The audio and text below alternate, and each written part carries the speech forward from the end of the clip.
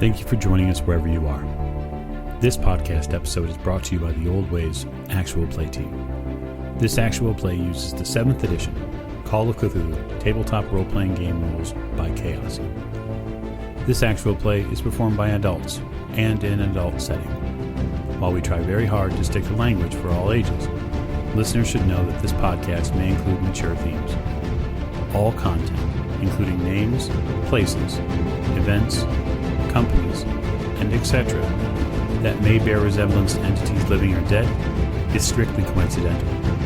My name is Michael Diamond, and for tonight's game, I will be your keeper. I must be Mr. Wild. I believe you know a friend of mine, Mr. Forsyth.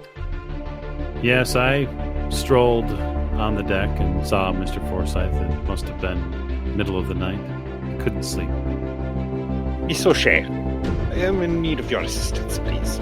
Okay, what do you need? Well, I have nailed down most of the ingredients of what this residue is, but I would need your help figuring out what they are called. Thank you for joining us again on another episode of the Old Ways Podcast. I am your Keeper Michael, and we return to the RMS Aquitania on its voyage to England. Our investigators are beginning to sit down to their various dinners, and our cast with us tonight. To my right, I am Morgan. I play Lillian Lane, and I am apparently going to dinner with a gentleman that I don't know.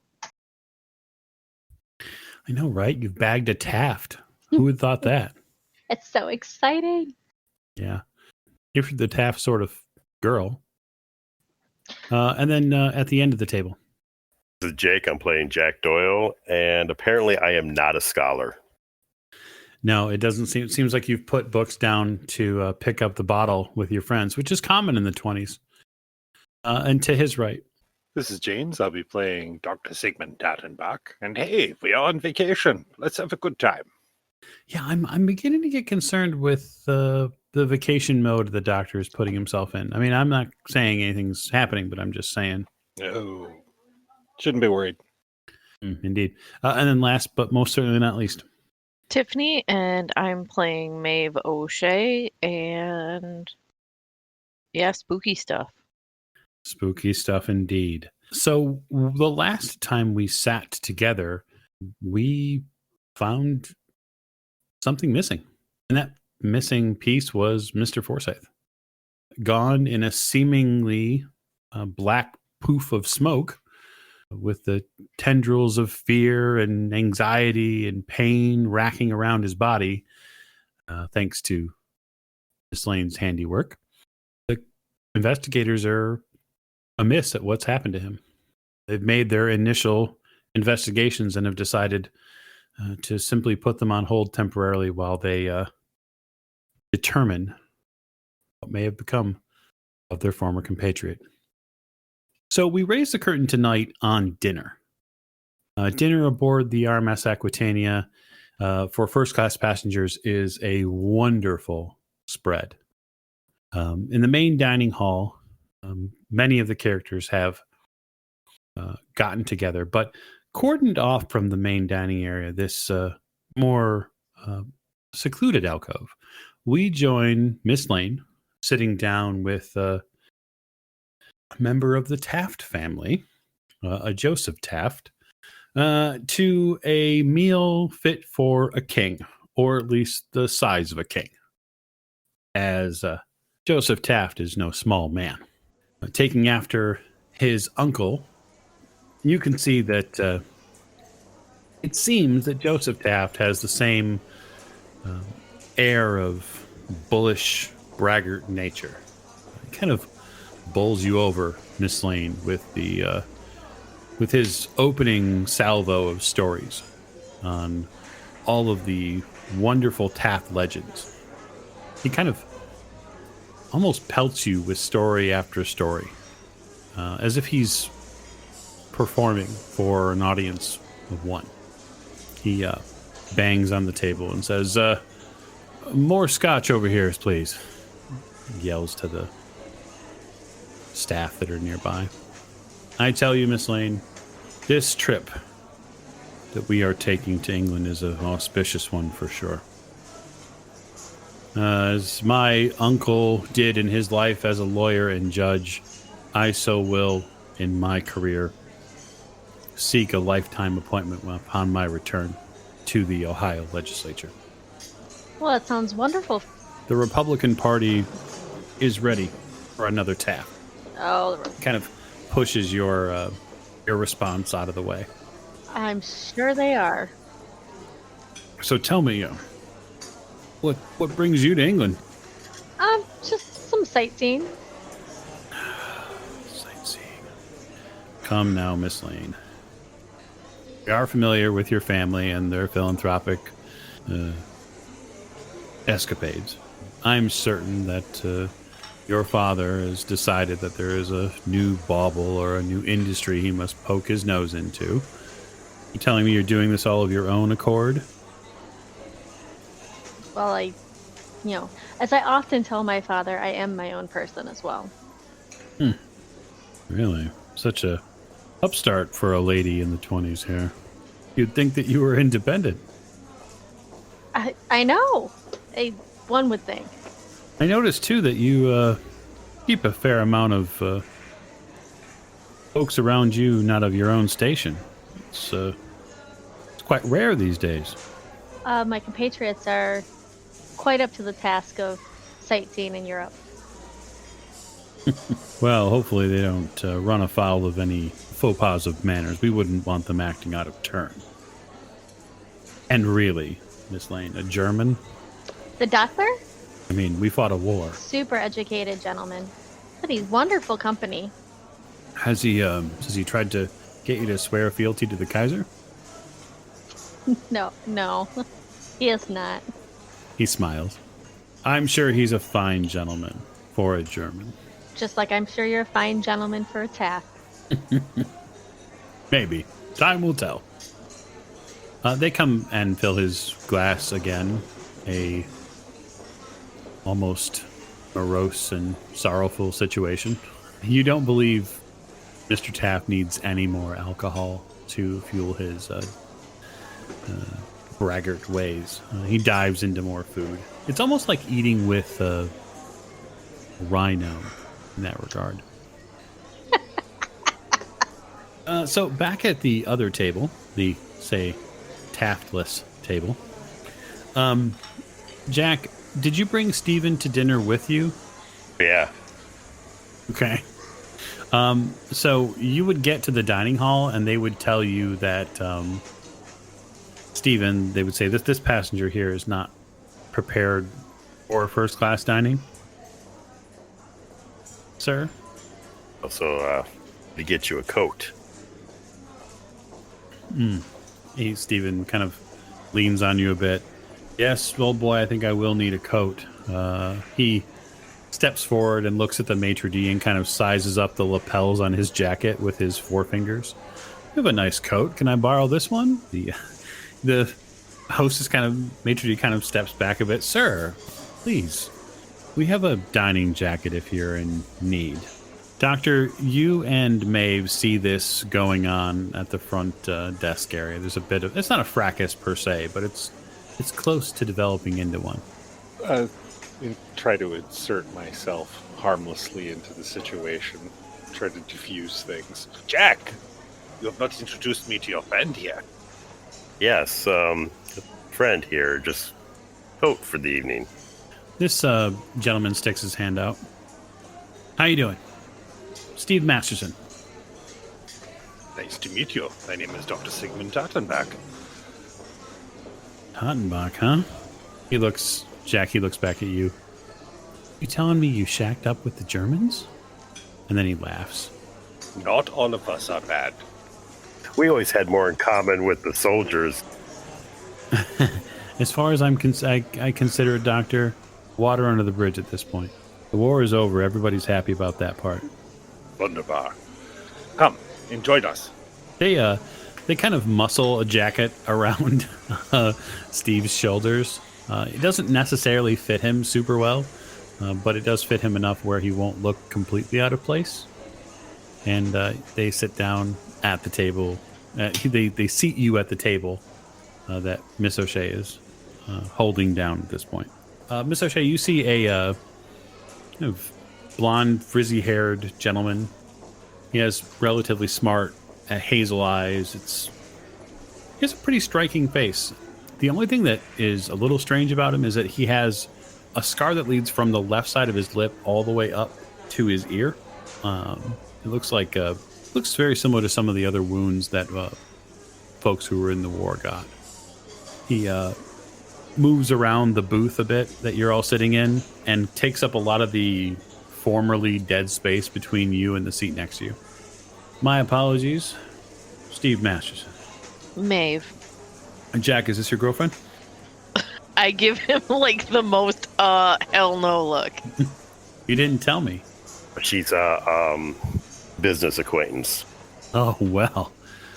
Well, business seems to be booming then, huh? He kind of sits forward a bit on the table to straighten himself up.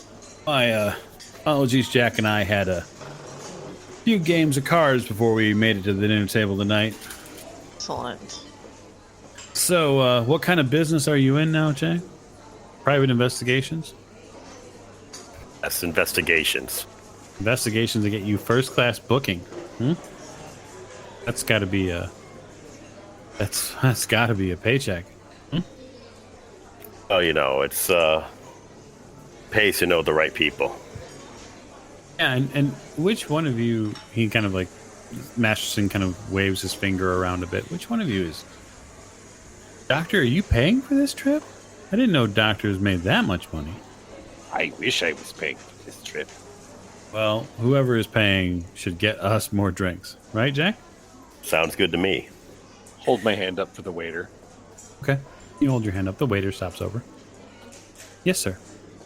I would like a bottle of champagne and whatever these gentlemen here will have. Right away, of course. He looks to the group. For you, miss? Soda, please. Soda. See Masterson cock his eyebrow up. Soda? Boy.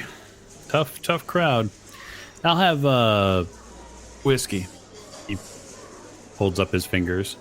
A little bit of whiskey, then a lot of whiskey. Got it? The waiter nods. And then you, sir. He turns to you, Mr. Doyle. Whiskey. Yes, sir. Whiskey right away. He totters off. Maeve, why don't you make me a spot roll? Spot hidden, please. Will do. To determine that what Steve Scott, whatever his name is drunk? No, you don't need a spot hidden roll for that. That's pretty clear.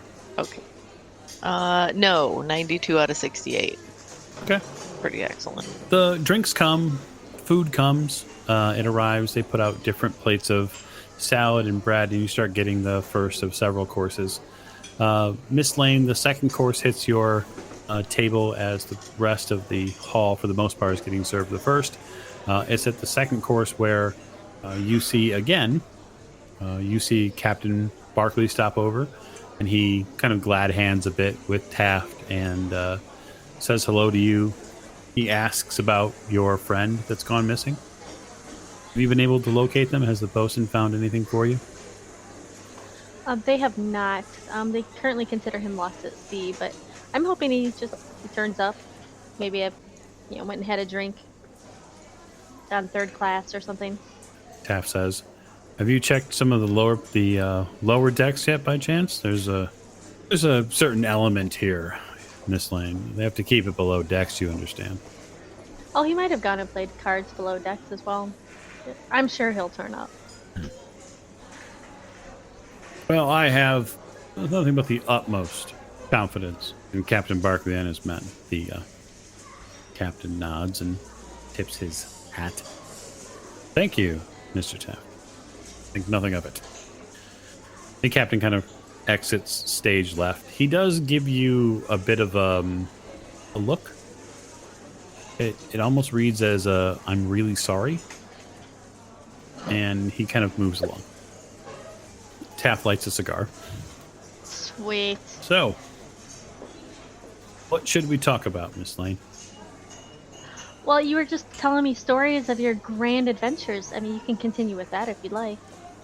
I could. But as we all know, or at least as I know, my stories get old after a while. I'm much more interested in, say, how your family is doing in Philadelphia. Still own the big plot of land and the massive house? Yes, they do. Yep. My father still races horses and does very well in that. You know, I hope you don't mind me saying so, Miss Lane, but I hope that at some point, you find, a chance to settle down after all this sailing back and forth. Maybe I will. I don't have any current plans to do that. That's a dangerous thing. A woman of your reputation, no plans. You could do anything you wanted, huh? And that's exactly what I'm doing. The food arrives for the main course arrives for everybody. The main course tonight is a beautiful braised fish. It's got all sorts of additional accoutrement with it. You also see that there is just a bit, selection of crab cakes as well. And it's about midway point through dinner when all the lights in the dining hall go out. And you hear a deep rumbling stop. Kind of this din that had always been in the background. And it grows from a din to a murmur to silence. And the ship moves a bit to the right and moves a bit to the left. And as you sway back and forth for just a few seconds, you realize that the murmur is quickly replaced by the shuffling of feet and the raising of voices and the feeling of panic. I'm thankful I don't drink. Try to get to my feet and see what's going on. Okay, you get to your feet. It's pitch black here in the dining hall.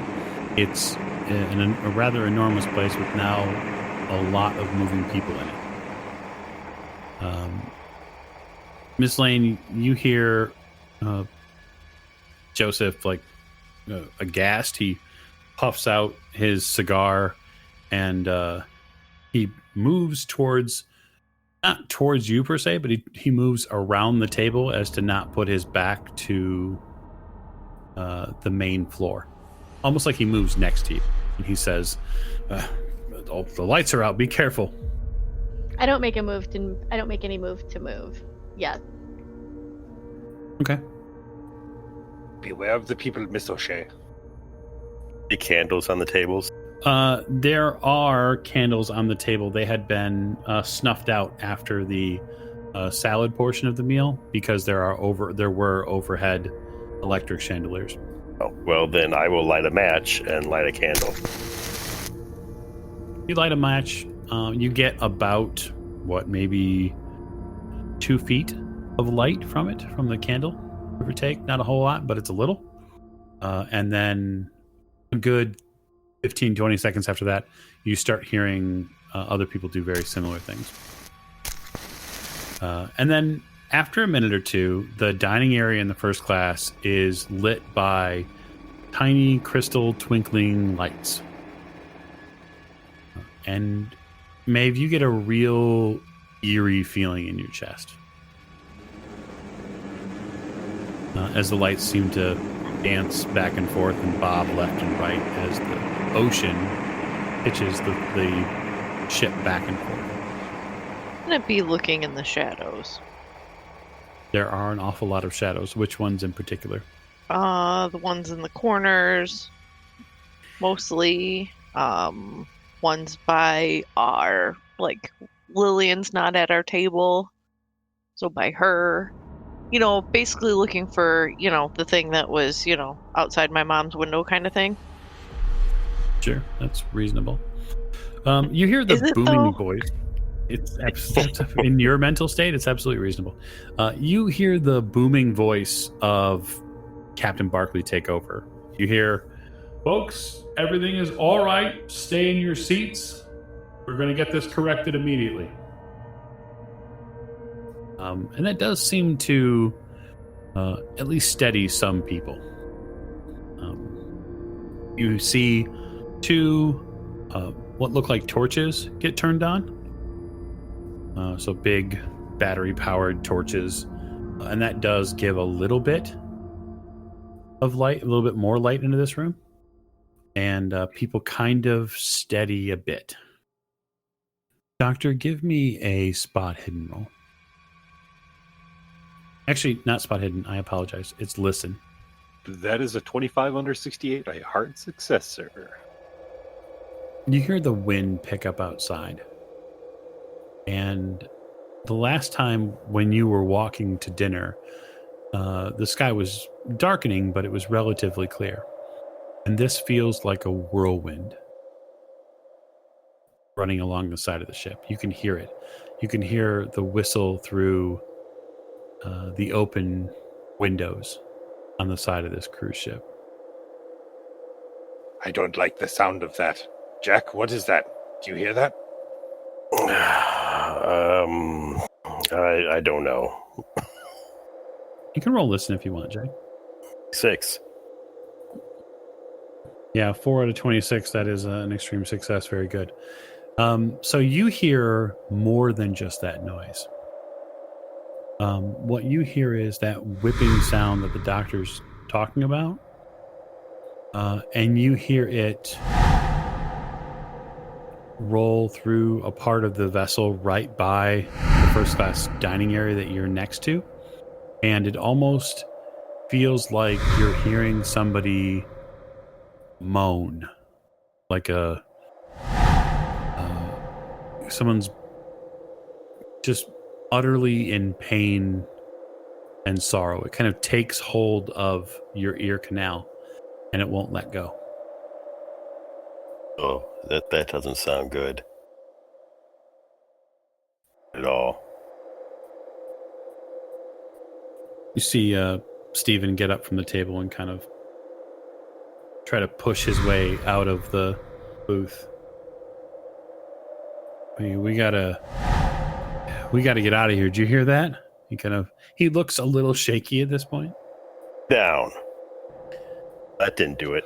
Oh, no. Another critical failure. Wow. Yeah, that's tough. So you tell him to sit down. And he looks at you and he reacts in a very strange way. He kind of almost pushes you away and says, no, I'm not sitting down for you or for anybody. This is crazy. Something crazy's going on. And then the windows that the side of the ship that you're near shatter inward. 3 of them in succession, one right after another. Glass flies, the wind picks up, and it whips through. Do I have time to push the person next to me down and get down myself? Who are you next to? Probably Miss O'Shea. I would say if you'd like to make a dex roll, yeah, absolutely, if you want to get down. Not so much. 80 over 55. So you go to reach for Maeve to get down under the booth to not take the incoming, and you not only fail to reach her, you actually get glass shards across your face. And you take a point of damage from the ripping and slashing of this glass that comes in off the table. It hits you as well, Miss O'Shea, but it hits you more in the back than in the exposed face. And now things teeter on the brink of panic in this room. Grab a napkin, hold it to my face to stop the bleeding. You hold it to your face in hopes to staunch some of the cuts. So with the limited light that we have, I would like all of the investigators to make a spot hidden roll. The difficulty is hard. I need a hard success or better. 15 under 92. So much blood in my eyes. 26 out of 68. Okay, so seemingly fitting, right? So the doctor is trying to clean the glass out of his face, and he's got, a handkerchief or something to try to clear it out. Miss Lane, you have a good look at this. You can't really see what's going on over there. You have seen that windows have shattered, and that's been evident. And then Jack and Maeve, you're basically at ground zero for this. When this wind comes in, something comes in with it. And it's not just the glass. You feel this grainy black particulate begin hitting you in the face. And suddenly it's on the table in front of you. Oh, no. No. Oh, yeah. And when it hits you and it builds up on the table in front of you, Miss O'Shea, it fills a bit. Like it collects on the dinner plate and on the food that's left. And out of that dust that's settled, you see a pair of eyes form in the dust. Oh, that's not good. It's not. Jack, do you have your gun? Of course I have my gun. I don't know if it's going to do much good against... Dust? Probably not. But, I don't know what else to use at this point. At this point, Jack, Stephen, who is still next to you and is seeming to stare at the table in this black dust, he flips his lid. And he falls backwards in a panic and starts screaming about devils coming through and we're all going to die. Yell at him, we're not going to die. Yeah, it doesn't seem like your brand of bolstering is working on him at the moment. Miss Lane, from your view across the dining hall, you can see that this black cloud of dust has come in along with the wind here. And in that wind, in that cloud that's coalesced a bit in the room, you see the faint outline of Forsyth in the cloud. I get up from the table. Can I see my group? Can I see them because Jack had the candle lit, or no? Yeah, absolutely. You can see, where they're sitting. So, and you can see that Sigmund is standing up, or he's not not standing up. He's half standing up, but he's wiping his face with a handkerchief. And you can see, Jack is shouting at somebody. And I hurriedly make an excuse that I have to go to Mr. Taft. Thank goodness. And I try to weave my way Taft through. says, "Don't leave me. Don't leave me. I kind of brush Don't leave them me with these off. people." You sure you'll be fine, Mr. Taft? And I kind of rush off and try to make my way through the crowd to the doctor and the rest of the group. Okay. You're going to have to pass through the cloud to get there. So, What? Yeah, there's no way to get around it. So you'll have to go through the cloud to get to them. Okay. So I'd like you to make a dex roll, and I want a hard success. Oh my gosh. Oh, I got a 47 out of 90, which is just a success. Now, you could spend a couple points of luck if you'd like to make that a hard success. Sure. You try to get around the cloud on the left-hand side, and the cloud moves. And it seems to move at you. And then you immediately double back and go right and get around it. And you feel it swirl. You feel this granular wave of air that goes under your cheek and onto your neck. And almost you feel it pull a bit at your shoulder. But you manage to get around it. Fantastic. You arrive at the table with your compatriots. Doctor, Mr. Doyle, Miss O'Shea. Is that you, Miss Lane? It is. You have to forgive me. I'm still half blind. I apologize. No problem. I figured my evening would have to end early with Mr. Taft, so unfortunately. The cloud keeps coming. It turns and comes back towards the table that you were all at. If you have anything for this, Oh, let me just reach in my bag for cloud communication. No idea. All right. Is that what about? Is the whiskey still on the table? Oh, absolutely. Okay, I'm gonna try something. Okay. Now, I don't think a gun's going to do much against a cloud. Probably not.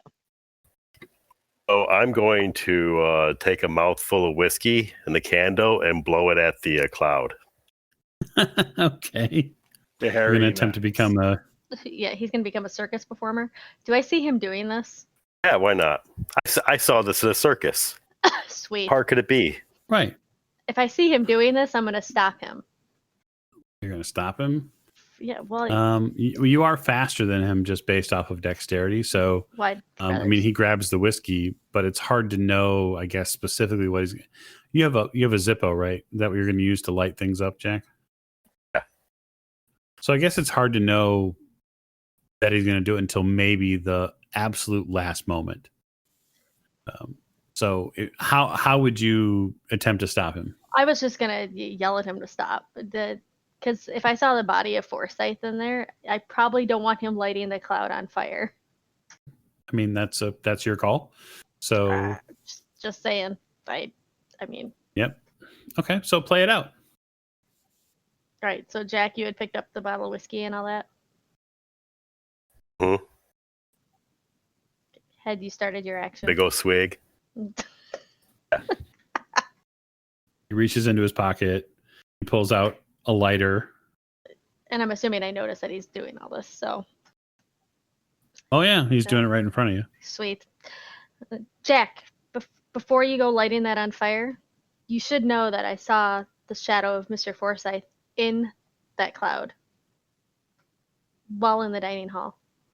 Take that for what you will, Jack. At this point, it's quite possible his ghost is in there. I can't tell you that. I can't tell you that because my mouth is full of whiskey. Well. But, Okay, so I guess, are you going to continue with your action then, Jack? Yeah. Okay. Well, I need you to tell me what I have to roll. Yeah. I guess it's a dexterity roll. Okay. You're trying to aim something with your mouth. That's not necessarily easy, but it's not impossible. Oh, son of a bitch. Well, I missed. So. Okay. So you spit out a whole bunch of whiskey in an attempt to do a little bit of fire breathing, so to speak. It goes into the air mostly, although some of it does. Some of the specks of it do land on the carpet and on the table. But it doesn't seem to bother the cloud at all. In fact, the cloud itself pushes itself through the group, and I would like to get a luck roll from the group. So the person with the lowest luck score.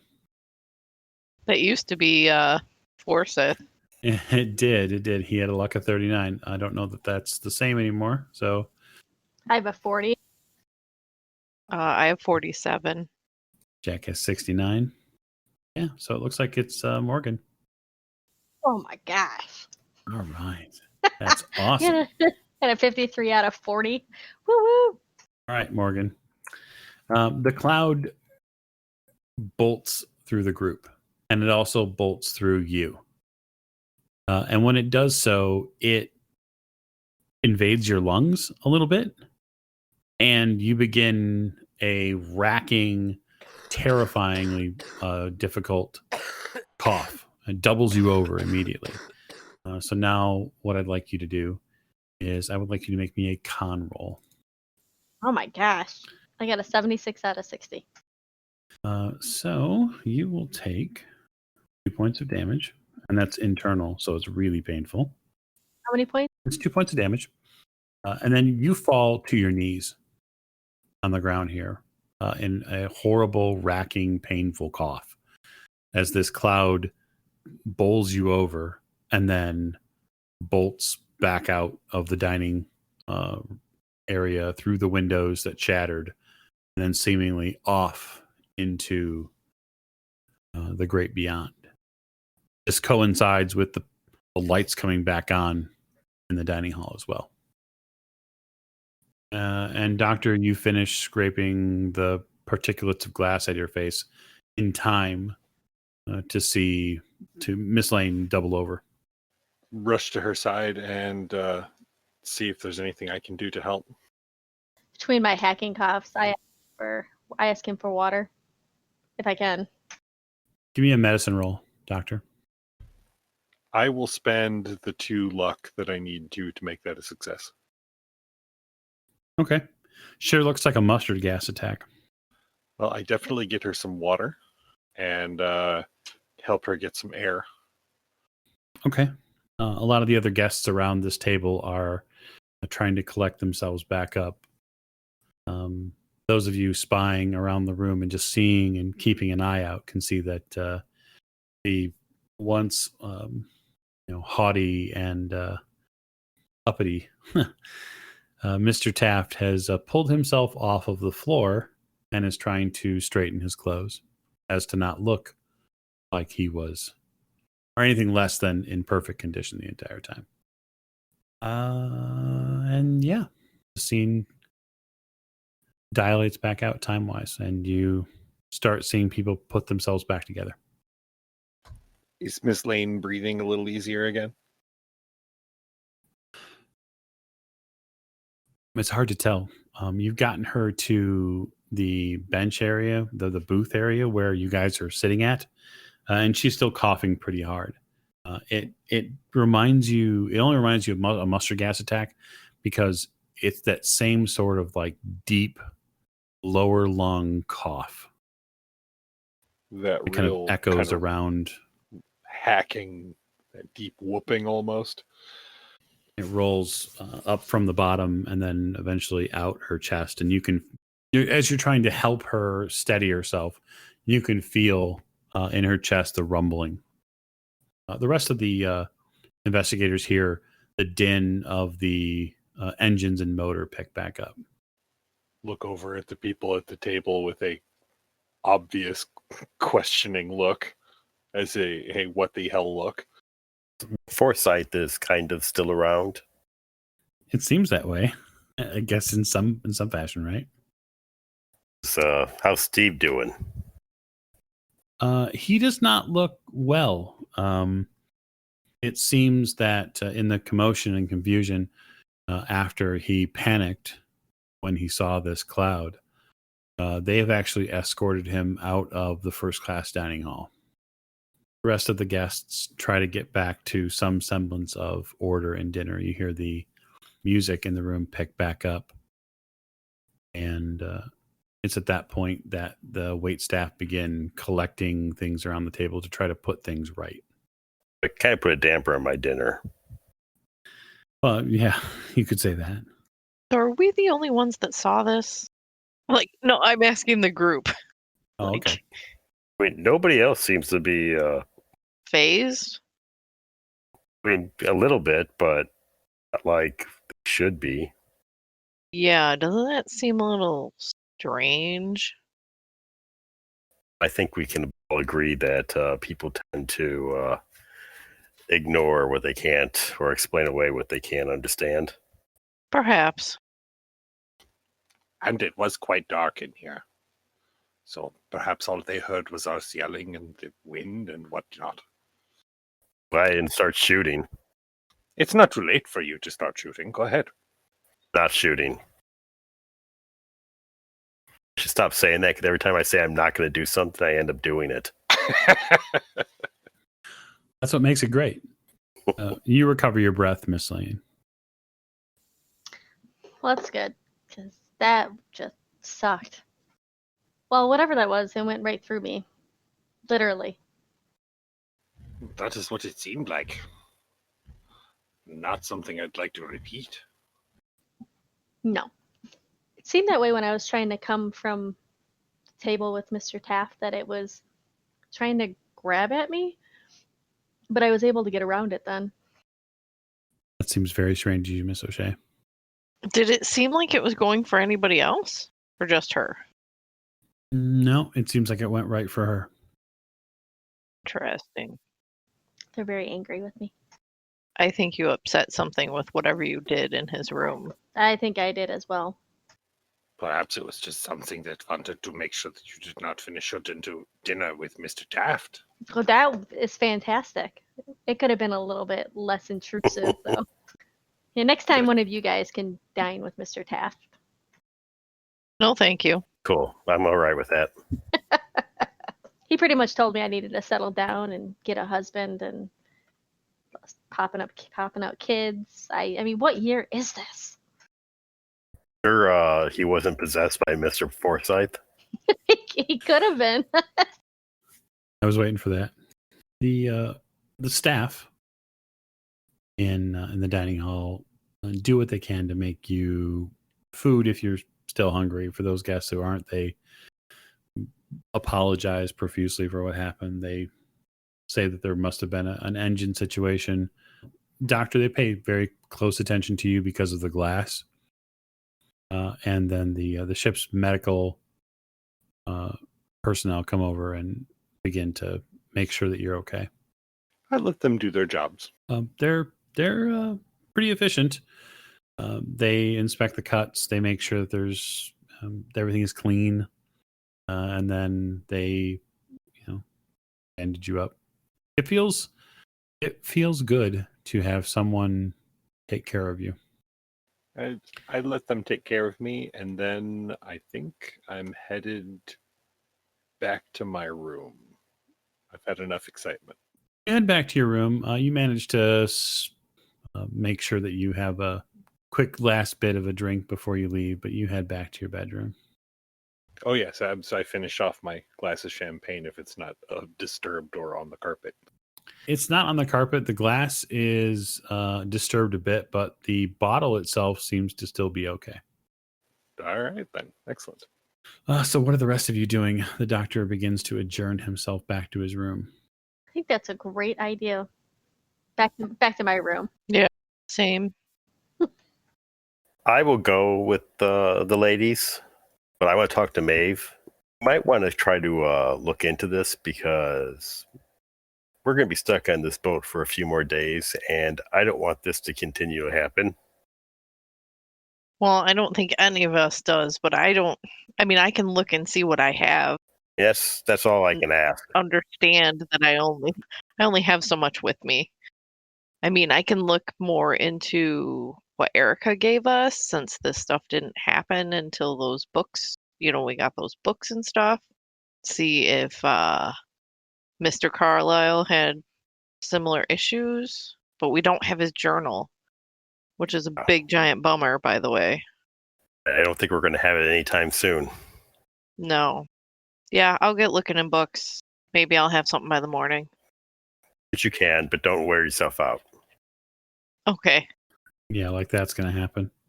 I know, I just been saying it. I feel like a liar. Miss Lane, are you settling down for the evening? I am.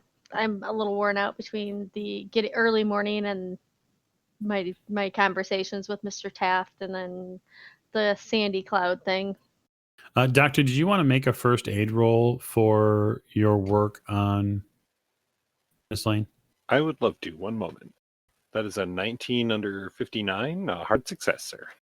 Your care for Miss Lane will allow her to recover a single hit point.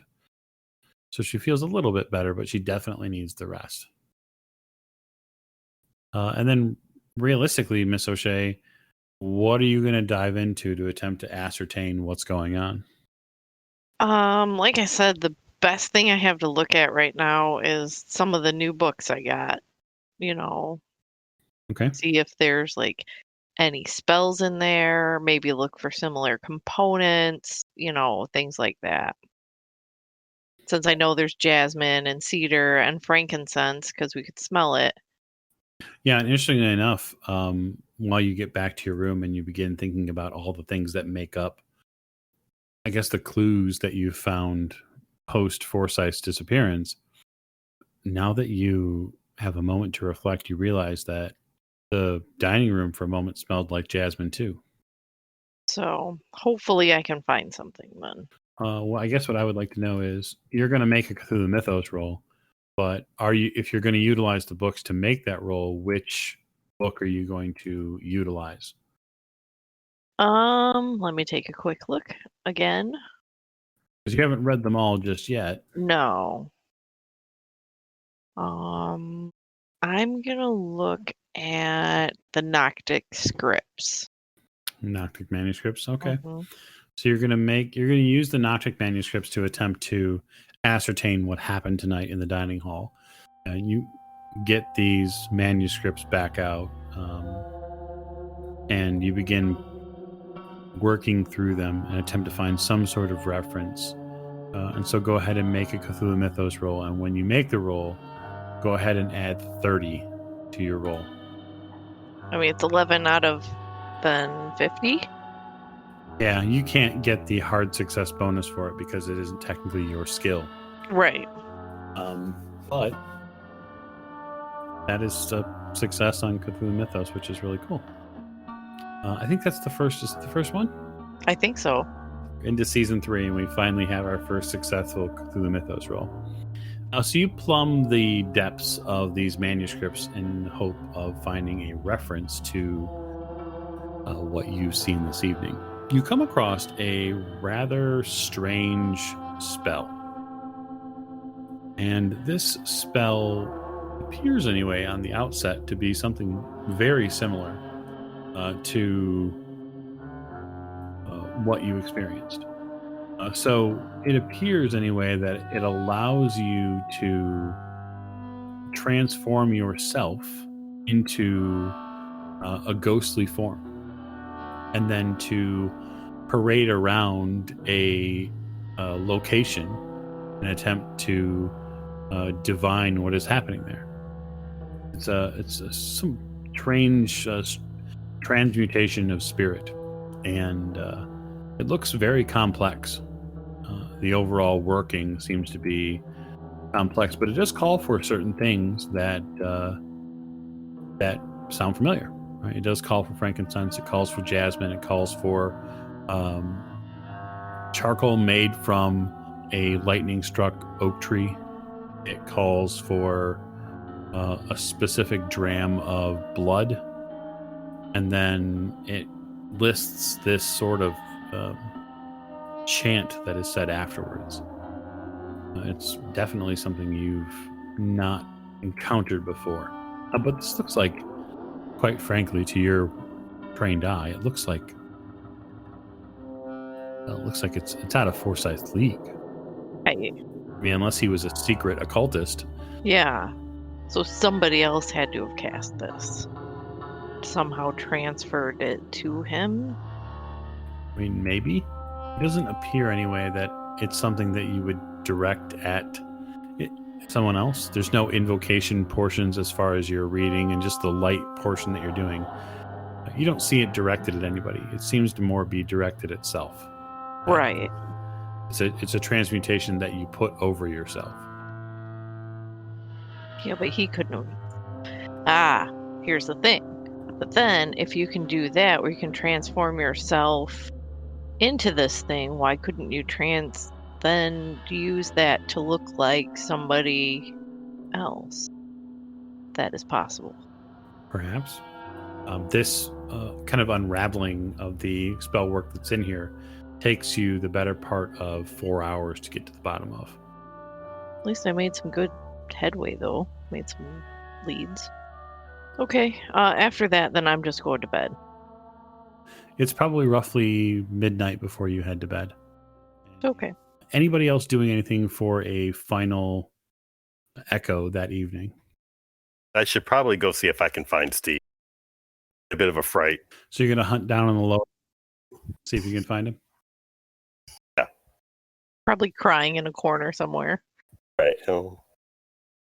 You hunt around for probably a good half an hour or so, Jack, and you eventually come to a section of the ship that, quite frankly, is a little tight.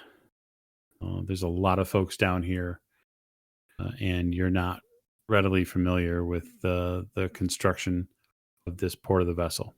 This definitely looks like either the hold or very near the hold. All right. You can see in the rooms here in these hallways as you're kind of passing by that there's maybe 6, 8 bunks per room. Um, There's definitely a lot of folks that are just kind of standing in the hallways around here. And you're not sure if it's because they're not comfortable in the rooms or if they don't trust the people they're with. You can also see that the further towards the bottom of the vessel you go, obviously the class of folks who are staying there has changed too. And it's in this area that you find Steve.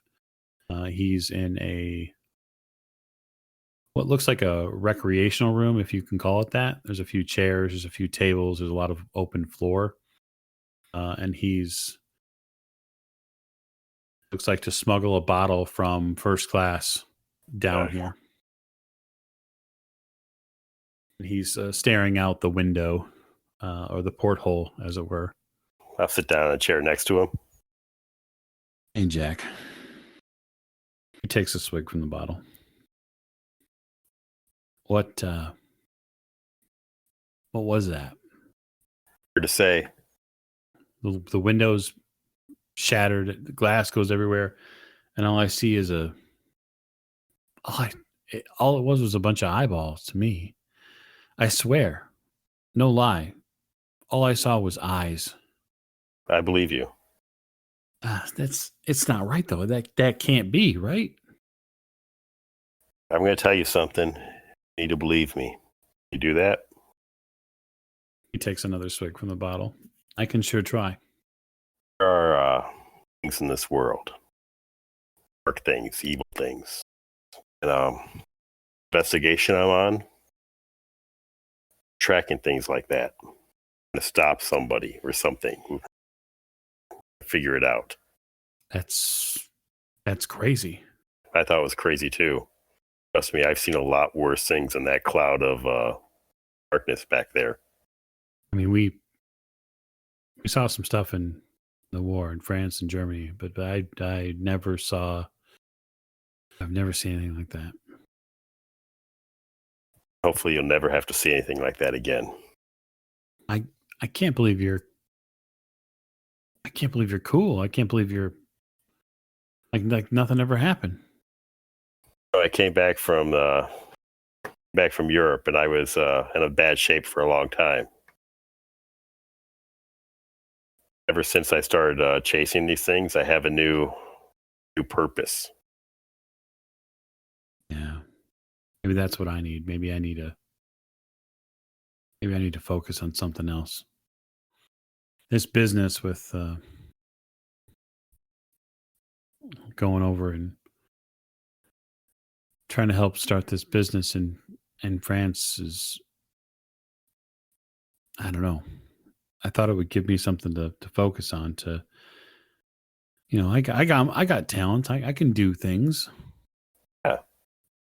I don't know. It's like it feels like the war is still going on. It feels like I never left. I understand. Absolutely, I understand. I mean, I still wake up in the forest with you and with all the other guys. I still think about all the gunfire. I think about just all the bodies. Endless shelling. He takes another drink. God, the shelling. He passes the bottle to you. Take a drink. It rained on us for days and nights. But we won. That's what they said. They said we won. Nobody won. Well, when we get to Southampton in a few days, I'm taking a boat over. It might be a good long while before I see America again. That'd be good for you. Be real good for you. I'm going to sleep this one off. Keep the bottle. Around, Steve. Steve kind of moseys as best he can on wobbly legs back to his down his hallway, which leads to somewhere you assume is his room. There's a couple of folks in the room there that hear you and step a little close to the table and eye the bottle that you have. Here you go. Yeah, it gets snatched up pretty quick. And they pass it around between 2 or 3 of the guys that are there in the hall. And pretty soon, heck, before you even make it out the door, that bottle's gone. So I am down here. Let's wander a little bit, see if I can't sniff out a certain scent. Okay. What scent are you looking for? A scent that would have been upstairs. Okay. So it's a spot hidden roll because there's no real smells, Right, yeah. There's no smell skill. So to do that, it would be a hard success.